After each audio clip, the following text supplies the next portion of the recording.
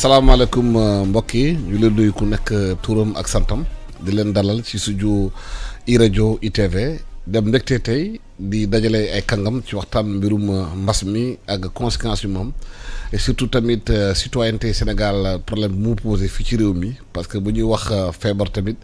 dafa am lu jiitu loolu mais d'abord il faut nga am ay citoyen parce que citoyen ñu mun a dekku feebar ñu mun dekku lu nekk ci réew te tamit santé bi gis ngeen ne importance bu mu am léegi ci àdduna bi démb sax buñ di xoolee tuggal médecins yi gën nañu di manifester di laajte seen nguur mu yokk seen i koppar yokk seen i moyens pour ñu mun a liggéey pour gën a mun a xeex feebar bi loolu wane fragilité système de santé yi bëri ci àdduna moo tax fii ci Sénégal ñu war a waxtaanee l'économie de la santé di ci am mbégte di dalal monsieur Seydou Diouf. Serigne Diouf di liggéey CMU nekk spécial de l'économie de la santé pour ñu xool fu ñu commencé liggéey nii yan matuwaay la ñu war a jël pour renforcer li nga xamante ne moom mooy matériel bi te ñu fay liggéey tamit naka la di motiver comme ça beneen pandémie bu ñëwaatee ñu mun ko dékku nu ñu ko waree ñu tamit di dalal Madiaye Gaye di écrivain citoyen di génnee benn téere bu ñu tudd problématique de la citoyenneté au Sénégal naka la ñu mën a gérer citoyenneté bi xam ne loolu dafa lëkkaloo moo tax ñu leen tey waxtaan ak ñoom ci loolu monsieur Serigne Diouf gis nañu mbas mi démarré na nguur gi nee na génn 1000 milliards dugal ko ci mbas mi di ko xeex ci mbirum santé bi am nay koppar yu bari ñu ci dugal fu ñu toll nii feebar bi am na te xamaguñu kan lay dem yan matuwaay la ñu war a jël pour renforcer maanaam techniquement ñi liggéey ci hôpitaux yi ak ñi fay liggéey seen bopp naka la ñu mën a motiver. Merci Alassane d'abord da nga may permettre rek ma nuyu la d'abord nuyu sama co-débatteur di nuyu également sénégalais yëpp di leen mosawu coono ci mbas mi nga xam ne vraiment lëmb na dëkk bi di nuyu également seen téléspectateur ak ñëpp képp koo xam ne yaa ngi déglu également iRadio je crois que wax nga ko mbas mi dafa nekk loo xam ne mu ngi perturber un peu commencé na depuis lors sax perturber ce qu'on appelle le système de santé et effectivement donc il y a une répercussion sur ci mécanisme financement de la santé loolu buñ koy mënee analyser il faut ñu comprendre un peu maanaam financement de la santé bi lan la ak naka lañ ko mën a comprendre loolu da ngay xool ne pour nga analyser mécanisme de financement de la santé il faut nga comprendre naka la ressources yi di duggee ci santé fan la ñuy jógee d'abord c'est-à-dire mécanisme de collecte bi fan lay jógee ensuite également naka lañ koy def ba dajale ko ensuite l'allocation c'est-à-dire naka lañ koy séddale ak luñ ciy def l'utilisation de ces ressources là boo analyser maintenant tout ce système là effectivement mbas mi da ko xaw a perturbé mais nag gouvernement du Sénégal aussi am une intelligence et une vision boo xam ne dafa am solo parce que wax nga ko bu ñu dégager donc les 1000 milliards par rapport à force Covid effectivement le secteur de la santé occupe une place extrêmement importante donc la première priorité c'était d'abord de renforcer lu ñuy tuddee la résilience du système de santé résilience nag boo ko bëggee tënk ci wolof mooy par exemple capacité bi naka lañ mën a am def ba système bi nga xam ne am recevoir na un choc comment on peut faire en sorte que choc boobu mu résister ci c'est pourquoi aujourd'hui boo xoolee ci force Covid boobu ministère de la santé en tout cas le système de santé laay wax parce que le système de santé dafa yaatu du uniquement le ministère de la santé mais le secteur de la santé en tant que tel am na ci à peu près lu mot 64 milliards loolu nag ministère de la santé également bu mu ñëwee ñu wax ko mu élaborer ce qu'on appelle un plan de contingence maanaam plan boo xam ne dina fexe système bi ñu may ko doole pour mu faire face ak mbas mi ci loolu évidemment il y a un système de motivation pour le personnel de la santé qui je remercie au passage maa ngi leen di féliciter di leen jaajëfal ci liggéey bu rafet bi nga xam ne ñu ngi koy def à sa tête le ministre de la santé donc loolu il faut ñu def ko conséquence aussi mënut ci ñàkk ça c'est clair le système boo xoolee tey fréquentation peut-être dinañ ci ñëwaat di nga gis ne fréquentation le système n'est pas carrément fréquenté maintenant lu tax peut-être nit ñu bëri dañoo ragal ne bu ñu demee au niveau de l'hôpital mën nañ am virus bi ce qui fait que aujourd'hui donc ñuy fréquenter hôpital yi dafay ndaw bu fréquentation hôpital bi ndawee également lu ñu tubaab di wax la santé aussi n'a pas de prix mais elle a un coût def hôpitaux yi dañoo am ay charges dañuy jënd ay médicaments dañuy fay seen personnel donc nit ñi buñ ko fréquenter tul là il y a une baisse de recettes et par conséquent le système va souffrir aujourd'hui boo xoolee ministère de la santé def na benn xayma boo xam ne boo xoolee hôpitaux yi am nañ un gap de 4 milliards et quelques gap après 4 milliards 800 yoo xam ne c'est une baisse mais dans le plan de résilience qui est élaboré par le ministère de la santé ressources yooyu dinañ ci mën a dugg pour vraiment renforcer le système de santé. Mandiaye Gueye dugal nañu 64 milliards la ñu wax ci 1000 milliards yi war dugal ci mbirum santé mbas bi commencé na léegi mot ñetti weer est-ce que kiiwul maanaam jotul def bilan à mi-parcours xool ñaata koppar moo dugg santé bi ak fan la dem fan la dugg balaa ñu génn ci li c'est-à-dire que boo dugalee xaalis bu demee ba ci biir bu ñetti weer jotee da nga taxaw seetlu ana xaalis fan la dugg. waaw jërëjëf Alassane maa ngi lay remercier ci invitation bi di masawu aussi Sénégal yëpp ci mbas mi nga xam ne moom la ñu jànkoonte te muy loo xam ne du Sénégal rek ci àddina yëpp la donc lu mel noonu bu amee dafa am taxawaay boo xam ne ñëpp la war pour ñu mën a sàmmonte ak feebar bi xam nga xaalis am na solo mais niñ koy jëriñoo moo ëpp solo man nga def 1000 milliards mais nga jëriñoo ko façon boo xam ne du jëriñ parce que liñ ciy séntu doo ko am et loolu mi ngi aju ci nit ñi dañu war am taxawaay boo xam ne dañ xam ne ki mbas mi dafa nekk lu garaaw te ci ñëpp la te bu ñu àndandoowul sàmmandoo ko di moytandiku li nga xam ne ñoo koy def du ñu jural dara dañuy perte xaalis te du ñuy dem li nga xam ne moo am moo di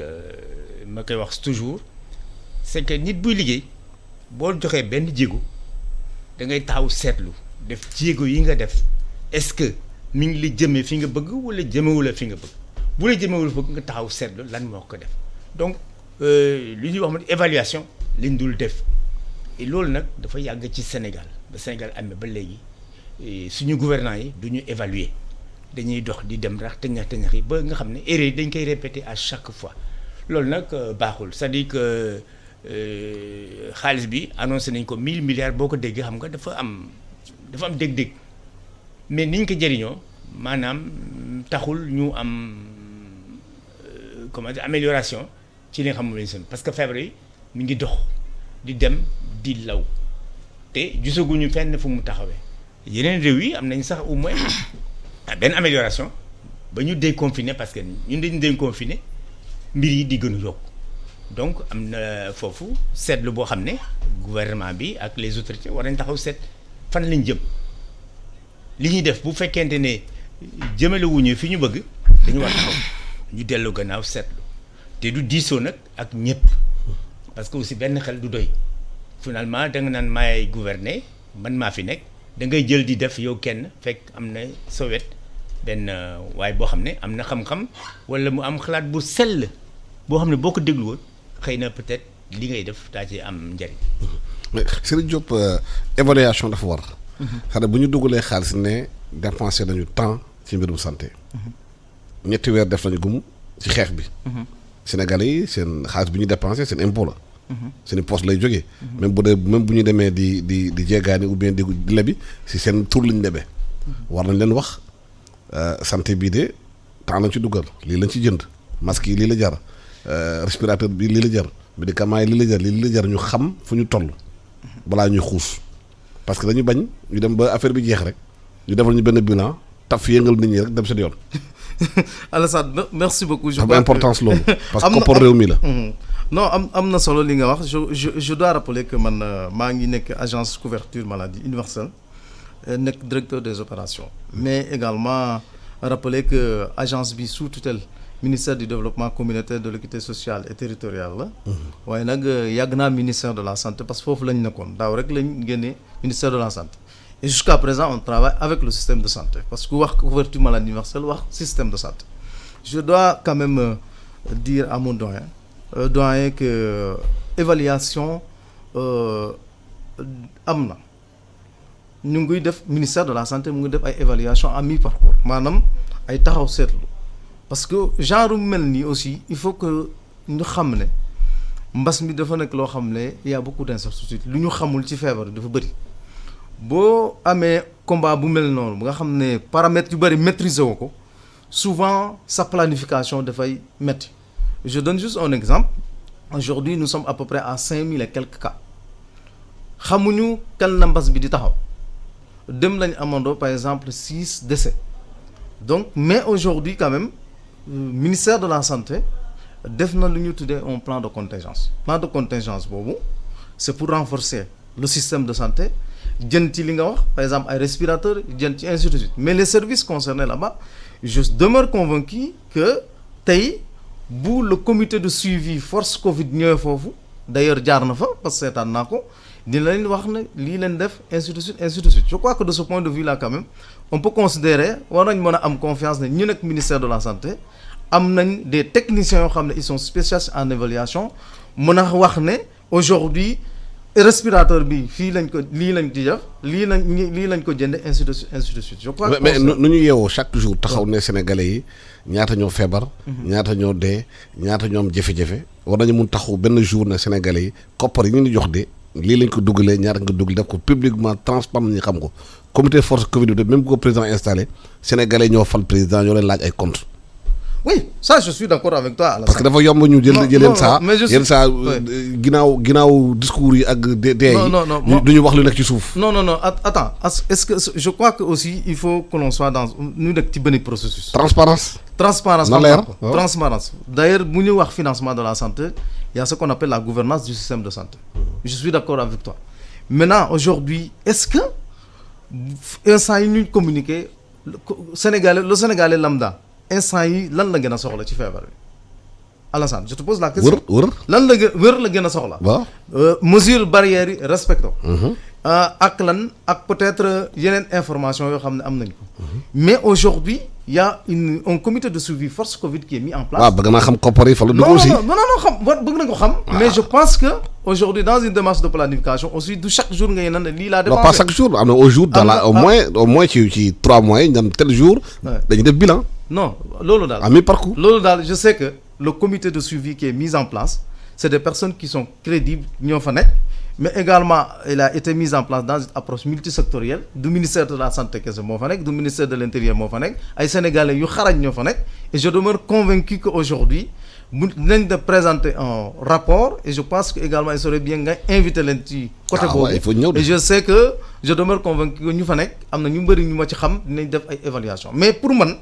lu gën a yitteel Sénégalais yi tey aujourd'hui c'est le respect des mesures barrières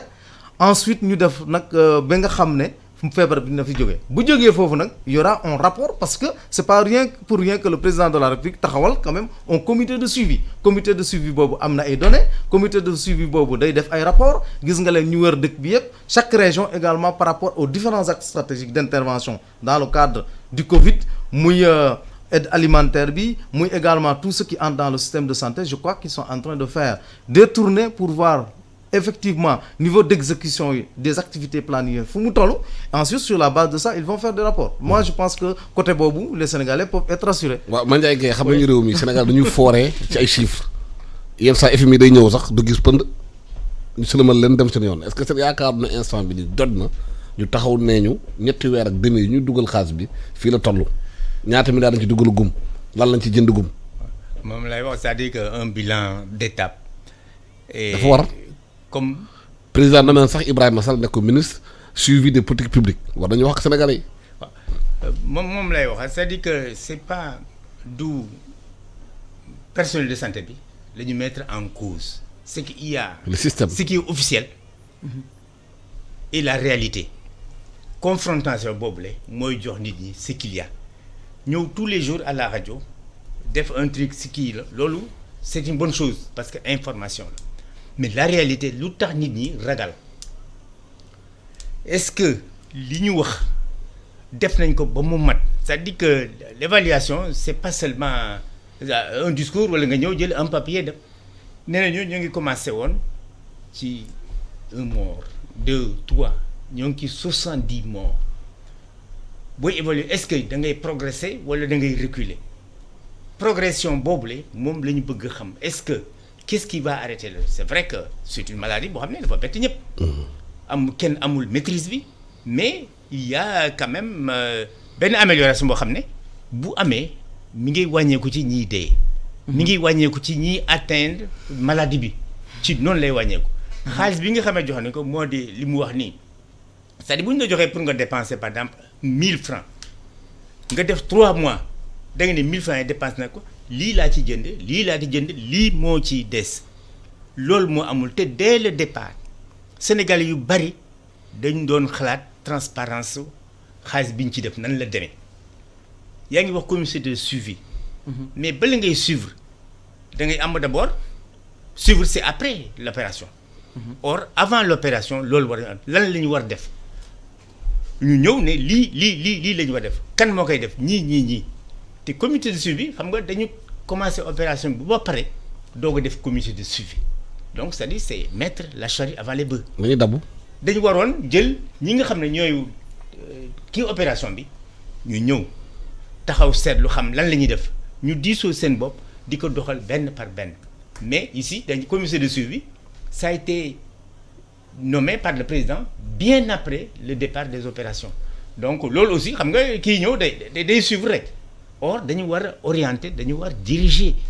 mais waruñu suivre simplement parce que quelqu'un qui suit une chose c'est-à-dire il est derrière or kii da nga war anticiper li ngay def nga am programme am li nga war def chaque jour sa programme nga xool ko foo ci toll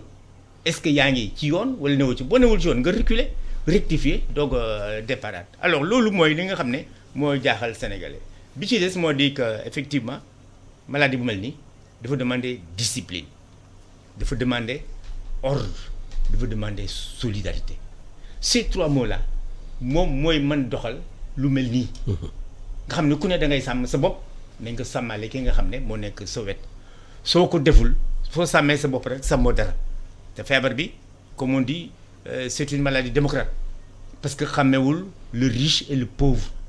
ñëpp la mën dal xamul sëriñ xamul taalibe xamul keneen ñëpp la mën dal donc suñu deful solidarité ñu ànd booloo xam ne lii lu am solo la su dangereux la ñun ñëpp ñu songandoo ko mën ko daan du am xaalis bi ñu annoncé baax na vivre yi ñuy joxe baax na mais doyul il faut faire autre chose évaluer pour xam exactement lan fan la ñu mën a rectifier le tir pour arriver à un très bon résultat. Serigne Diouf ñu su gën a bëri. maladie ci hôpitaux Ndakaaru leen nag. région yi am na hôpitaux. war nañu am xëy na même matériel bi xamal am na fi. ci Ndakaaru pour nit ñi bañ a jógee ci yenn gox-goxaan yi ñëw ba Ndakaaru di faju mun naam ci biir réew mi ci biir dëkk bi ci biir gox-goxaan yi ñoom ñu feebar maladie bi dal leen yan matuwaay la ñu war a jël pour relever plateau technique yi naka lañ ko mën a financer. voilà balaa may répondre ci question boobu je voudrais quand même ma répondre tuuti ci suivi bi. suivi doyen mënuñu ko def après la maladie. le suivi dafay continuer maanaam tey boo posé un acte suba nga posé waat beneen acte suba ba defaat leneen je pense que 4e jour beeg yooyu da ngay toog def taxaw seetlu et c'est ce que le ministère de la santé est en train de faire chaque mois da ngeen di gis ñu def une évaluation def joxe ay statistiques yoo xam ne c'est plus approfondi que lu ñu joxe chaque jour je crois que loolu ñu ngi koy def. gisuñu statistique xaalis bi de. non statistique xaalis bi. gisuñu ko de. gisaguñ ko gisagu leen xaalis statistique xaalis bi. mais je crois que lu gën a am solo mooy encore une fois de plus naka la ñu mën a def ba daaneel corona bi naka la ñu war a def ba daaneel corona bi nag il faut du matériel de l'équipement comme dit un renforcement de l'offre de soins. Il faut également que le personnel de santé soit motivé ainsi de suite ainsi de suite ensuite comité force Covid bu muy wax noonu attention Sénégal yu bëri maa ngi dégg également ce débat bu doyen di wax naan dañ leen waroon mettre avant le comité de suivi force Covid il faut dire quand même il y a des ministères techniques qui doivent assurer la mise en œuvre maintenant le comité là bu ñu ko tegee c'est un comité multisectoriel boo xam ne day seetlu day def taxaw seetlu par rapport ak ministère du développement communautaire lu muy def ministère de la santé lu muy def ministère de l'intérieur lu muy def parce que xeex bi moom approche multisectorielle la je crois que ça précision boobu laa bëggoon indi li ngay wax nag également par rapport à l'équipement du structure de santé je crois que dinañ ci ñëwaat après post Covid bi mais comme ni ma la waxee aujourd'hui plan de contingence boobu bu ñu def pour ne par exemple vraiment war nañ renforcer équipement yi parce que mbas mi c'est pas seulement une question d'équipement la preuve en est que lu mu rey dans les pays nga xam ne vraiment leur système de santé aussi bien côté offre bi maanaam côté xarañ côté équipement am nañ ko mais également côté demande bi mi nga xam ne côté boobu laa nekk maanaam nit ñi am nañ assurance maladie tout ça ñooñu également ils en ont souffert. Ça veut dire que ça revient un peu à ce que je disais incertitude lu ñu maîtriser wul ci feebar bi moo bëri au point que perturbation bi bëri ñu am ko aujourd'hui maintenant effectivement région yi je crois qu'il y a beaucoup d'efforts qui ont été faits de ce point de vue là par le gouvernement. Nous avons beaucoup de centres de traitement épidémiologique dans les hôpitaux régionaux boo demee Kaolack am na boo demee Diourbel am na ainsi de suite yoo centre yoo xam ne le système de santé également se prépare en conséquence. Effectivement aujourd'hui avec 1600 et quelques personnes qui sont sous traitement ministère de la santé changé na stratégie. Par exemple prise en charge à domicile prise en charge également au niveau de certains sites yoo xam ne peut-être mën nañ renforcer dispositif bi. Je crois que équipement boobu également war nañ ko xool. Ensuite mieux peut-être dinañ ci ñëw ci perspective yi ministère de la santé bu mu defee plan de contingence boobu également dafa am un plan d'investissement. Alassane tollu woon nañ foo xam ne ku feebar pour ñu évacuer ko Maroc dafay jafe est-ce que laajul aujourd'hui nous faculté de médecine Sénégal mooy former ay médecins marocains tu sais la différence c'est où? La différence c'est le plateau technique parce que c'est les mêmes ressources humaines. Maintenant laaj na tey également aujourd'hui au Sénégal ñu xoolaat effectivement le système de santé de faire en sorte que système de santé moom résilience am dafay continuer dafay nekk loo xam ne pérennisation lay doon et de ce point de vue là ministère de la santé de élaborer woon nañ lu ñu tuddee également un plan d'investissement multisectoriel. xam nga France moo ëpp Sénégal doole. seen président bu mu génnee dafa ne santé bi priorité la. danañu investir lu bëri dañu indiwaat pharmacie indiwaat médicaments yi ñu defar ko ak yooyu. démb médecins yi ñu ngi ci mbedd mi di manifester. ndax na li président bi waxoon ak li nekk ci tegu ci taal bi bokkut. mën naa la wax ne également Sénégal quand même. waaw lu ñu koy naawee ci système de santé parce que man yàgg naa ci système de santé bi quand je parle système de santé aussi nga comprendre ne offre laay wax. non xam nañ système de santé Sénégal. oui xam waaye ñi fay liggéey. motivé. oui médecin bi bu yeewoo ba mu 100 000 francs par mois. naka lay mën a tiim maladie ak je vais te montrer que système de santé Sénégal am na effort yoo bëri yoo xam ne def nañ ko ci. te bu may wax système de santé également dama lay wax li nga xam ne def nañ ko ci côté équipement li may wax ne également ressources humaines ñaata nit lañ fi recruter ensuite ñaata hôpital lañ ubbi ensuite ñaata centre d'hémodialyse lañ ubbi. Ensuite côté boobu côté offre la côté bi ma nekk mu nekk côté demande nga xam ne ñooy jënd ay soins ñaata milliards la Sénégal def ci loolu côté couverture maladie universelle. ñaata milliards la. Aujourd'hui ne serait-ce que le budget de 2020 nous sommes à peu près à 22 milliards. Dinaa la wax également la position de la couverture maladie universelle par rapport au post-Covid. Xam nga lu ñu nawee Sénégal par rapport au système de santé dans sa globalité muy côté offre bi ak côté demande bi côté couverture maladie universelle il y a une forte volonté politique qui s'est traduite de manière concrète. Je te donne juste un exemple par rapport à la couverture maladie universelle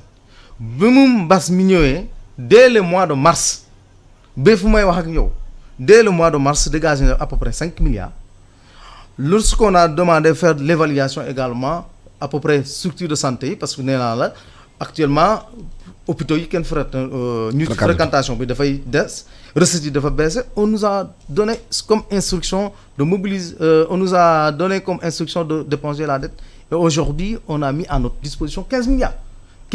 plus 5 milliards en l'espace de 2 mois il y a 20 milliards yoo xam ne disponible na en dehors également du budget de ce qui reste du budget de kon fay ngeen boru hôpitaux yi. ñu ngi fay ça c'est clair. Dinañ ci ñëw parce que dinañ ci ñëwaat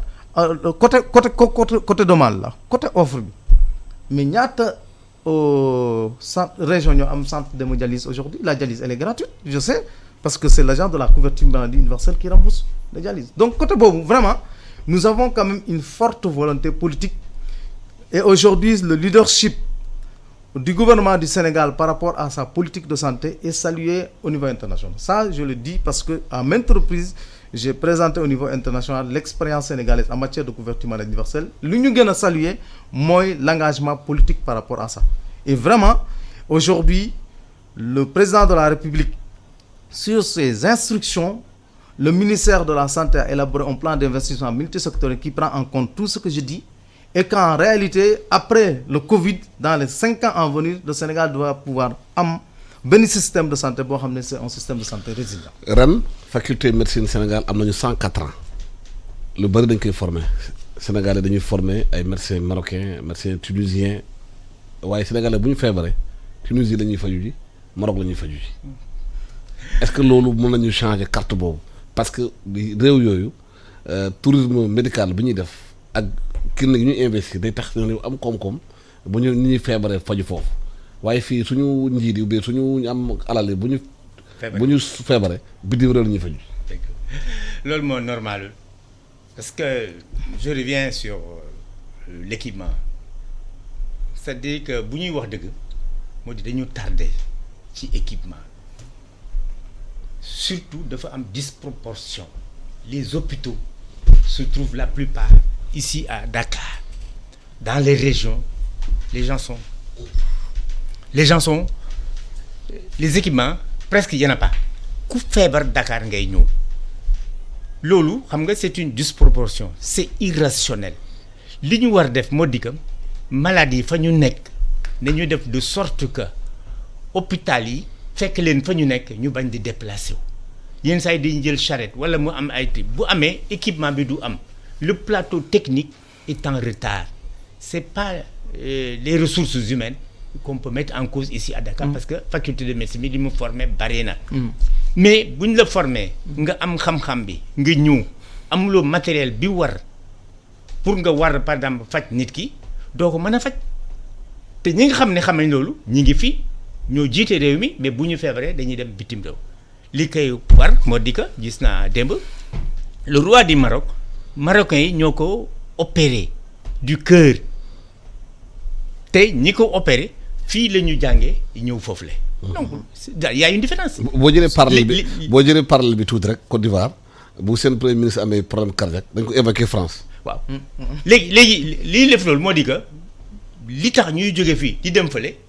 am na lu ko waral moo di soit amuñu médecin yu qualifié wala amuñu matériel bi bu fekkee am nañu médecin bi c'est que matériel bi moo des li ñu war jëkk a def donc moo di ce gap là wala insuffisance boobu la ñu mottali ko wut ay matériel les chiffres c'est bien mais chiffres du doyul on peut dire ici parler plusieurs milliards mais milliards yooyu bu ñu ko transformé woon en équipement matériel c'est-à-dire que plateau technique bi ñu am fu ñu opérer mais da ngay seet il y a pas longtemps les dialyses là il y a pas de machine wala dafay panne beaucoup de choses tu as des hôpitaux yoo xam ne lu daan teg ça date de combien d'années ça n'a pas été modernisé pendant 60 ans combien d'hôpitaux on a fait ici il y en a pas ou bien tout est à Dakar wala c'est des privés les Sénégalais dañu bëgg bu ñu feebaree ñu faju et ça c'est du ressort de l'État moo war a faj État la ñuy jox suñu alal État la ñu dénk suñu bopp donc bu ñu amee jaaxle État moo ñu war a suqali feebar bi bett nañu kenn waxul ne kenn mën na ko parce que beaucoup de mais am na loo xam ne nag c'est du rôle de l'État parce que moom lañ dénk suñu bopp moom lañ jox suñu alal war nañ rationnellement ñu seet fan la rëq-rëq amee ñu jël mottali foofu le feesal ko dem ci beneen kii seet rëq-rëqi fi mu nekk nii Covid-19 bi moo di que war na jàngal war na permettre État yi ñu jàngat ci xam li nga xam ne moo matul ak li ñu mottali parce que am na loo xam ne dafay bette te lu la bett ne la man nga fagaru moo di que il faut que ñu def des hôpitaux am nañu des personnels mais ce qui manque c'est la technique et le niveau technique des plateaux et tout cela il faut que ñu nekk au même niveau que sur le plan international parce que nos médecins ont la qualification mais ils n'ont pas le matériel donc li war moo di que xaalis bi ñuy wax yépp c'est comme dans d'autres domaines muy école muy liggéey muy lépp su fekkente ne njumtukaay yi ñu war a liggéeyee amuñu ko matul waa ji xam-xamam fu mu mënti toll du tax mu def dara. loolu moo tax nit ñi poser l'efficacité de la dépense publique. maanaam bu ñu ilee ñaar dërëm ñu war ko dépenser est-ce que effectivement ñaar dërëm bu am na efficacité. parce que boo amee 55 milliards ou bien 100 000 milliards sax nga dugal ko fenn kenn xamul naka lañ koy dépenser ak efficience bu war a am amul njëriñ. xaalis bu yàqu la. loolu boo demee tey dem hôpital bi nekk Tambacounda nekk Ziguinchor léegi bu defee accident sax premier soins yi pour mu am ko ci hôpital bi mu si problème la. dañ koy évacuer Dakar. te évacuation bi bu fekkee ne ambulance la bu ci yàlla àndulee si yoon bi lay des. mais côté boobu quand même il faut reconnaître Alassane que gouvernement bi def na ay effort. man Matam laa dëkk da Ourossogui gis naa. Ourossogui nga dëkk mais xam nga ne am na ay ambulance. Moustiquaire am Ourossogui mais effort non effort c'est une obligation. oui mais effort non c'est-à-dire effort du doy. bu ñu la dénkee loo xam ne réew yëpp la ñu jël affaire la. def naa effort c'est pas une bonne réponse. Il faut faire plus. Ce qu'on attend de vous, c'est ça que tu dois faire. Mais si tu ne le fais pas, c'est-à-dire il y a insuffisance, tu n'as pas réussi. Non, c'est-à-dire, je reviens sur l'efficacité de la dépense publique avec effort. Mais c'est-à-dire, je suis d'accord avec, je dina sori sax au-delà de l'efficacité. Parce que efficience moo gën. Boo jëlee réew mi mel ni Sénégal nga xam ne c'est un pays sous-développé. Donc maanaam lu ñu soxla ak lu ñu am dafa xaw a wute. lu ñu soxla kat moo ëpp loo xam ne suñu bëgg moom loolu dafay laaj nga rationaliser say ressources nga def des interventions yoo xam ne c'est pertinent ça revient un peu à ce que tu dis efficacité mais efficience moo gën. C'est-à-dire aujourd'hui mën nga am 2 interventions yoo xam ne par exemple bii 100 francs laa ci def beneen bi ma def ci 150 alors que j'ai atteint le même résultat donc bu dee ñun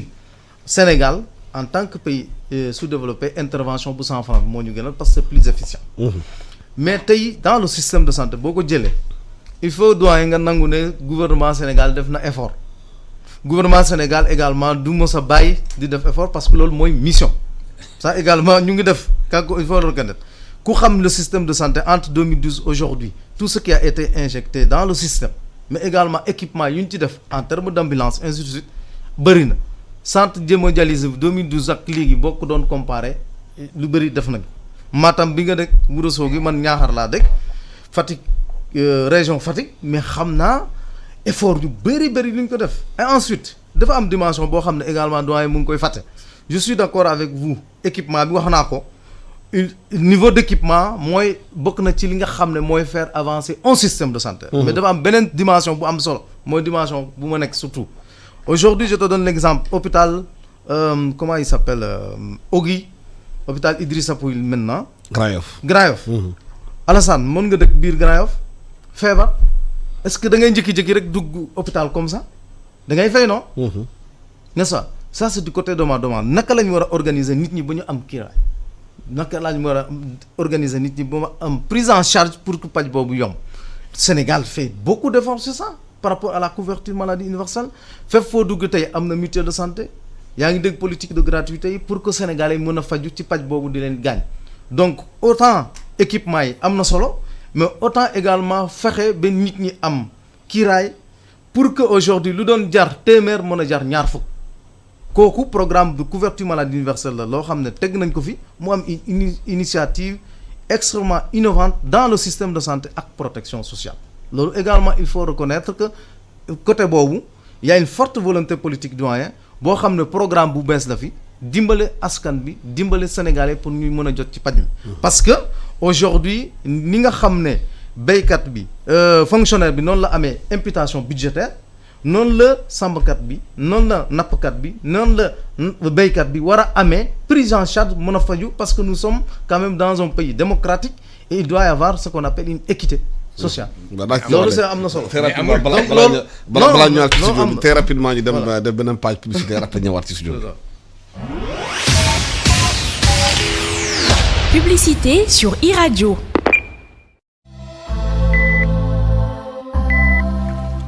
yéen ndawi Sénégal suñu réew tey la gën a soxla ay ndawam ngir xeex jàngoro ji ñuy wax coronavirus ba tax na ginnaaw bi ñu leen gërëmee bu baax sant leen ci seen taxawaay ngir faagaagal jàngoro ji dañu ñëwaat tey ngir gën leen a ñaax pour ñu gën a dëgëral taxawaay bi ngir jëlee fi jàngoro jii di ñu wax coronavirus. njëkkee ko ci digle yi nga xamante ne kër docteur digle na ko waaye lépp ñu def ko ci yar ak teggin ndax nag coronavirus kat bàyyiwul mag bàyyiwul ndaw nañu respecté waxtu yi nga xamante ni nii moom nañu indi ngir couvre-feu bi respecté solu masque bi waaye itam gàttal suñu tànk ndax bu ñu bëggee dakkal xuus gi nga xamante ni jàngoro bi mu ngi koy xuus bu baax ci askan bi dañoo war a gàttal suñu tànk gàttal suñu dem ak dikk ndax nag jàngoroy coronavirus ñun ñoo ko mën a xeexal suñu bopp ndax ñun ñoo ëpp ci askan bi ñun ndaw ñi ñu ngi leen di ñaan ñu respecté li nga xamante ne ni moom la fi autorité yi teg pour faagaagal jàngoro ji yi ñuy wax coronavirus moo tax ñu ngi leen di ñaan ñu boole xel yi boole xalaat yi ngir faagaagal jàngoroy coronavirus fii ci suñu réew di Sénégal. corona bi na fi yam sama wareef mooy dog buumu corona bi.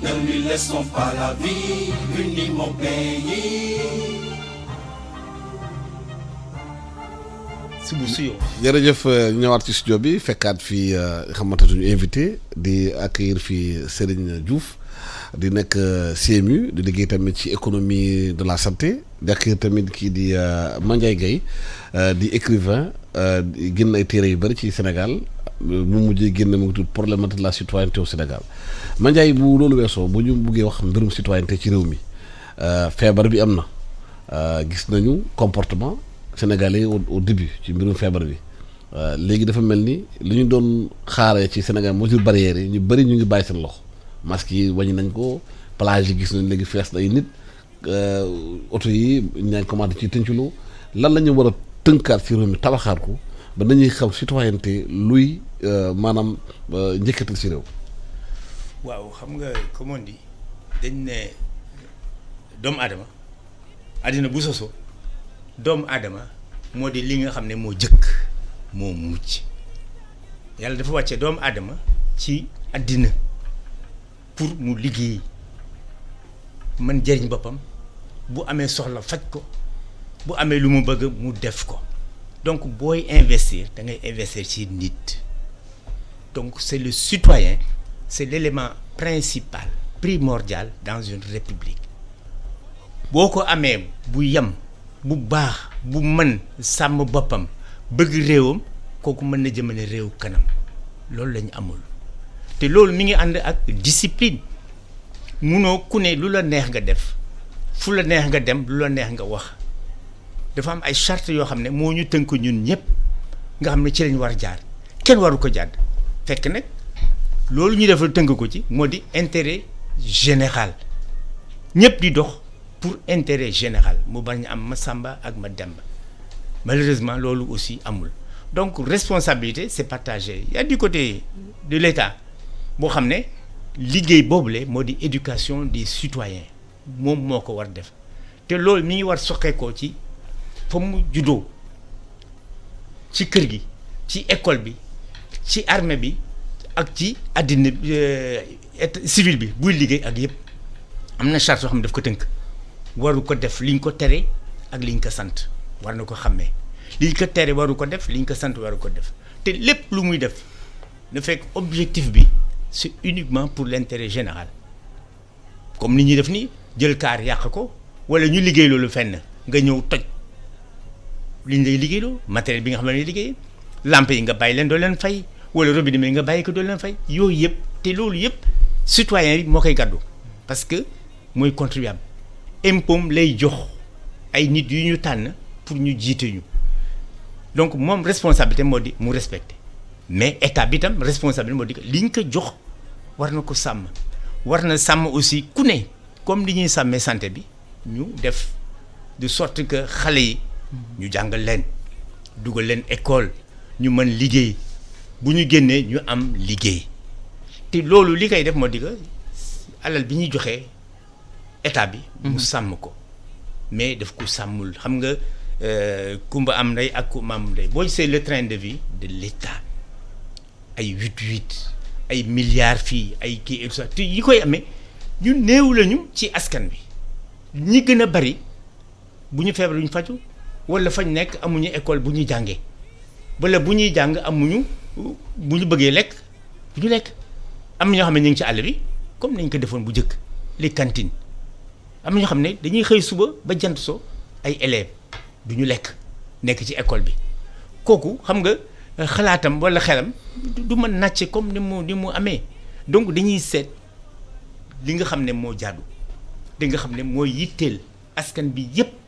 gouvernement bi xar ci tànk tubayam pour di ko def dimbale ñëpp ñu koy def parce que sàmm boobule moom la ñu am ñu ni ay ndaw lañu moom mooy sàmm bi alors sàmm nag mooy wajanti mooy wàññi ki jàdd yoon bi mu tegal ko ci yoon bi ku jàdd mais moom mooy jëkk a joxe exemple muy tegu ci yoon et fi ñu nekk nii moo di li ñu gis moo di ñi jiite ñoo jàdd yoon ci point yu bari tey boo gisee da ngay seet ki nga àndal kii sa xarit wala kii sa mbokk état du loolu ñun ñëpp ñoo yem ci état yemuñu xam-xam yemuñu man-man yemuñu doole mais ci état bi la mu waral Sénégalais am impression Sénégal léegi ku nekk boppam la jiital jiital réew mi intérêt boppam la def en avant parce que ñi nga xam ne maanaam ni ñu masque yi génn naa ci mbedd da ngay gis ñoo xam ne du ñu sol masque mais kooku la mu def mais c'est pas citoyen son devoir c'est de porter les masques pour se protéger et protéger ñi ci des parce que bu fekkoon feebar yow rek lay dal xam nga loolu du grave mais dana la dal keneen koo xam ne yoonam na wu ci muy sa njaboot wala muy beneen citoyen donc loolu ci éducation citoyenne la bokk te kooku dafa am car yu bari en dehors de la famille tu as l'école tu as l'armée et tu as l'État ñoom ñoo war sàmm nit ñi jox leen ay jumtukaay am na yu bari yoo xam ne ñuy def la c'est-à-dire que ay affaire boole poudre amul benn njëriñ ci askan bi donc dañ def liggéey boo xam ne dañuy sàmm école yi nañ leen tabax école yi nañ leen sàmm bu njëkk école bi dafay set nit ñi dañuy jàng te jàngalekat yi ak yooyu ñoo ñëpp ci un ensemble boo xam ne dañu participer ci mën a tabax benn citoyen boo xam ne il est utile il est apte il est actif travaillant pour l'intérêt général ak réew mi jëm kanam citoyen bu utile loolu dafa am solo ci réew est-ce que même ci secteur bi ngeen def mbirum santé citoyenneté dafa war a ànd ak gestion de la santé et même éducation sanitaire effectivement je pense que doyen maa ngi rafetlu intervention bi loolu léegi ci par rapport au comportement du citoyen dans sa globalité et loolu également je crois que le gouvernement du Sénégal jël na ko en charge boo xoolee ci plan Sénégal émergent ci benn axe bu ñu tuddee capital humain protection sociale et développement durable dafa am solo parce que capital humain boo ko dee wax éducation la boo ko dee wax également wér-gu-yaram la boo ko dee wax également comportement citoyen la et boo ko jëlee du point de vue santé effectivement dafa am solo surtout du côté de ce qu'on appelle la demande parce que nit yi également xam na wax naa la ko sànq c'est-à-dire aujourd'hui il faut que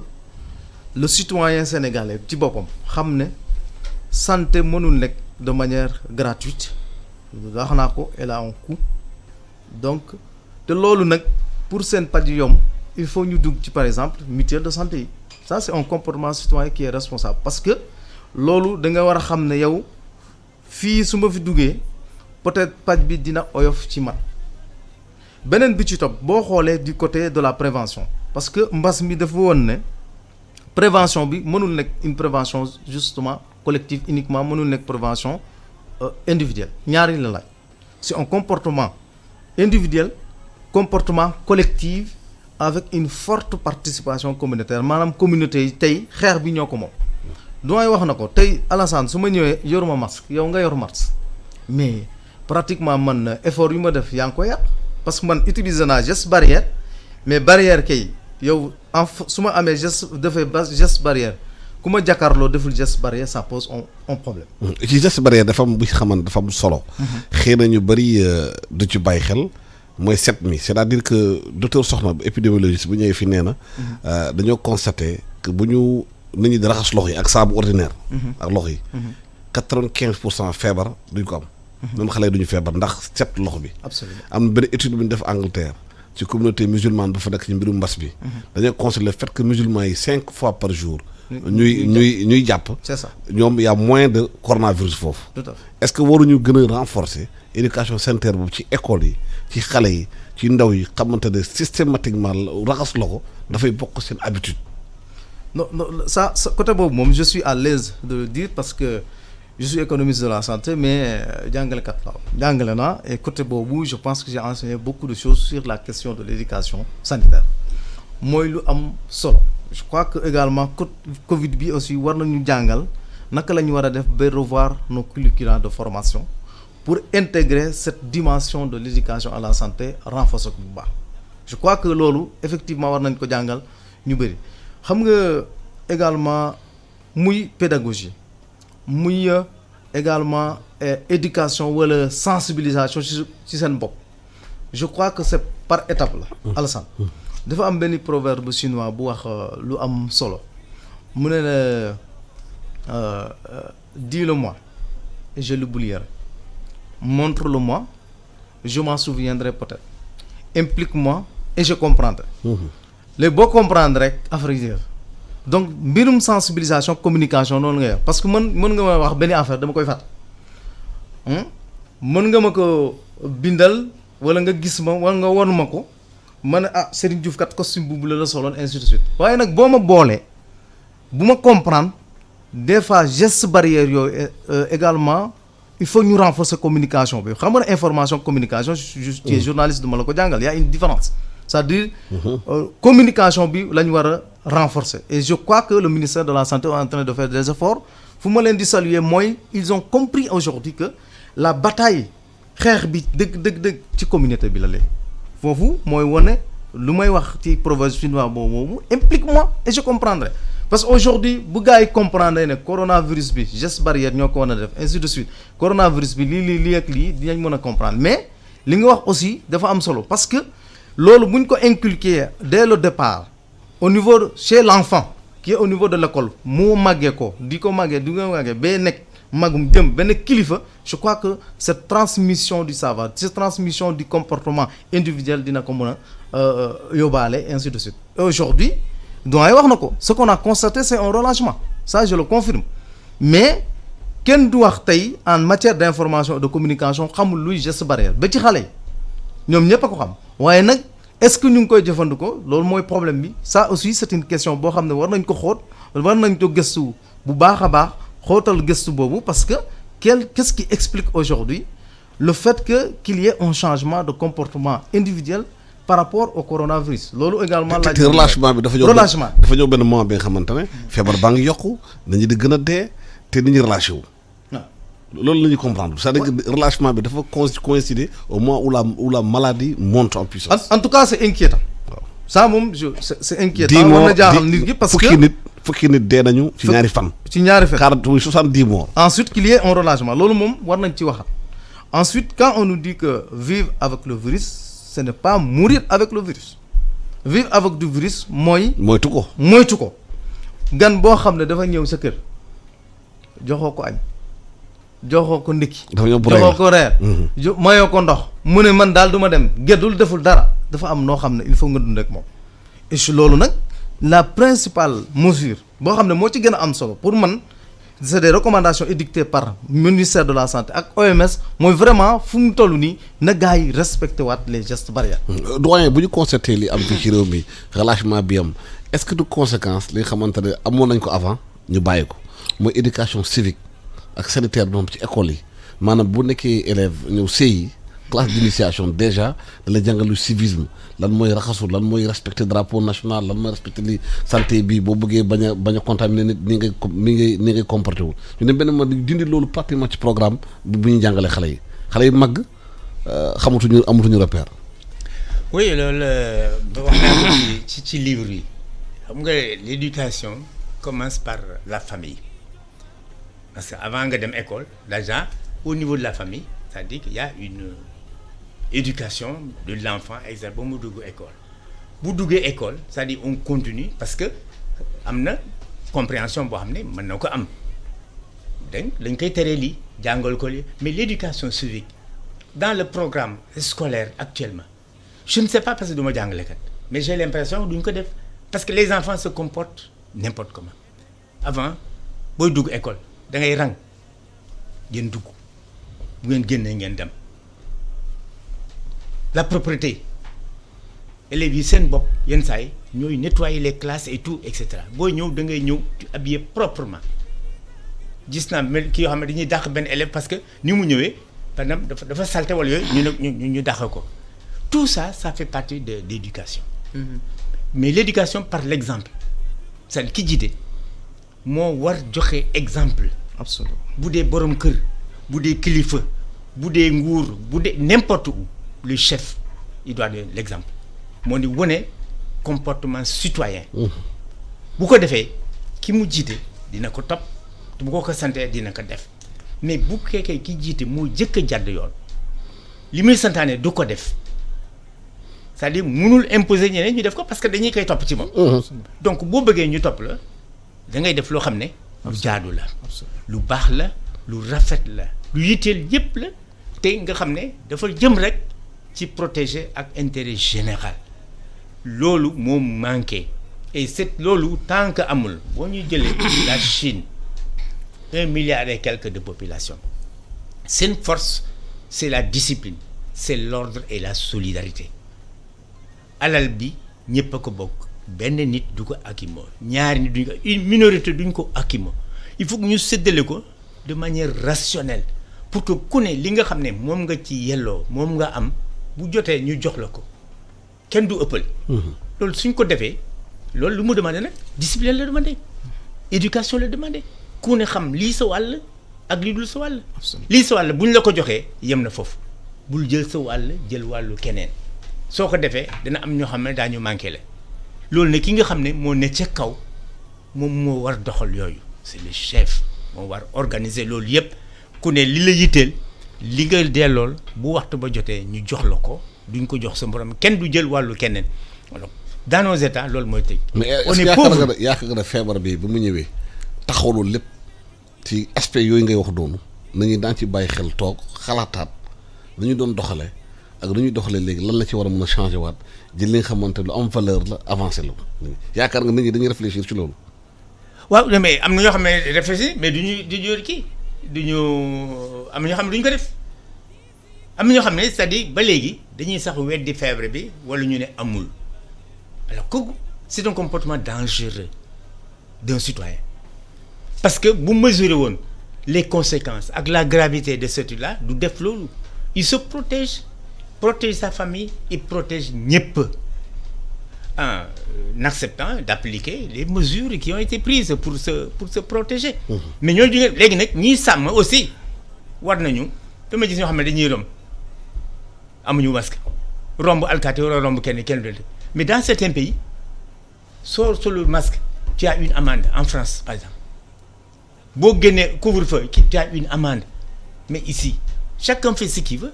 wala mu def loo xam ne du noonu mais dara doo dem police kenn du le truc et cetera c'est-à-dire ordre dafay am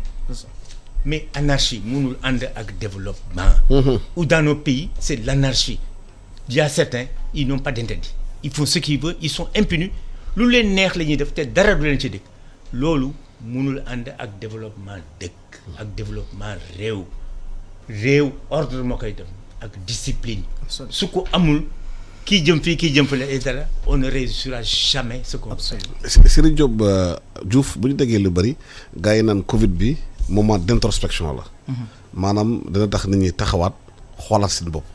est-ce que wóor na la Sénégalais yi fii ak ñuy jiite ñu yore réew mi ak Sénégalais ñun citoyens yi def nañu prise de conscience boobu que war nañu toog xoolaat naka la ñuy doxalee yi fi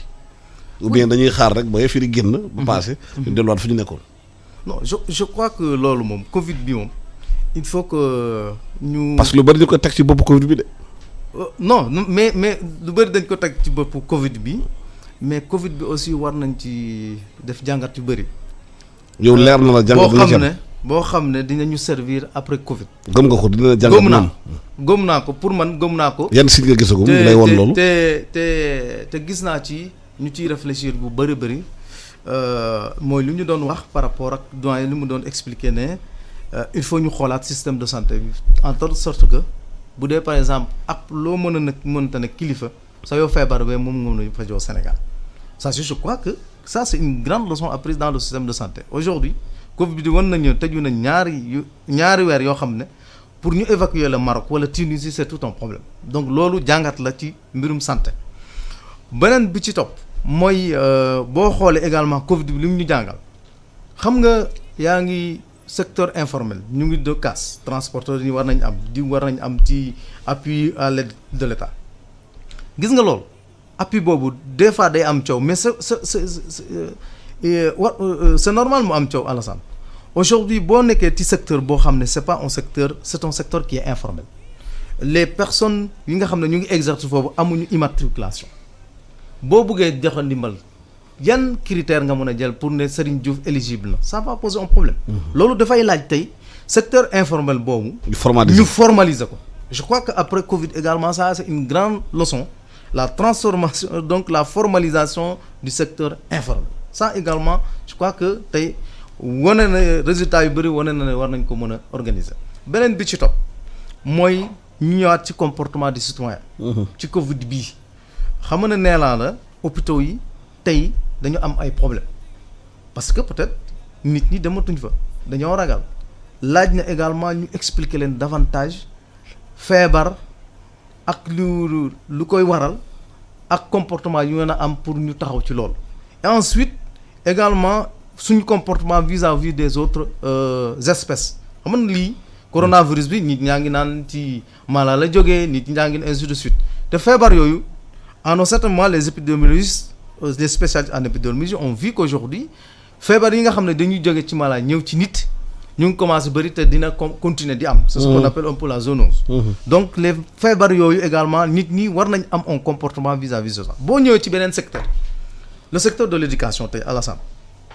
xam nga tey école tëj na en tout cas pour le moment ubbeegul il y a pas la reprise il y a eu quelques difficultés mais tey mbas mi war nañu won ne dañoo war a xoolaat nos systèmes d'enseignement apprentissage jàngale ak njàng nuñ koy defee il faut ñu xoolaat ko et nous avons une grande opportunité aujourd'hui à travers ce qu'on appelle l'enseignement à distance aujourd'hui les technologies de l'information et de la communication appliquées à l'éducation dafa war a nekk une réalité au Sénégal ça je crois que le ministère de la santé de l'éducation l'a très bien compris et je pense que lu ñu dund ci Covid bi ak expérience yu ñu ci jot a def dinañ ko mën a capitaliser après post-Covid jusqu'à ce que aujourd'hui nu ñu jàngale Sénégal ñu xam ko changer parce que am nañ possibilité bi Sénégal quand même fibre bi nga xam ne ci wàllum informatique mu ngi fi dafa yaatu on a beaucoup de possibilités aujourd'hui de développer l'enseignement à distance. voilà léegi dafa mel ni su heure bu ñu joxoon jeex na. Aïssatou Diathie ñëw na jël antenne bi di gërëm doyen Mandiaye Gaye di nekkoon écrivain bind ci problématique de la citoyenneté au Sénégal di gërëm aussi Serigne Diouf di liggéey si mu nekk spécialiste de l'économie de la santé ñu waxtaan ak yéen rek ci naka la ñuy mën a financer système santé bi ci Covid bi ak citoyenneté bi naka la ñu ko renforcer pour ñu am Sénégalais yu nite ñu leen di gërëm di leen sant leen ñaanal bëccëg jàmm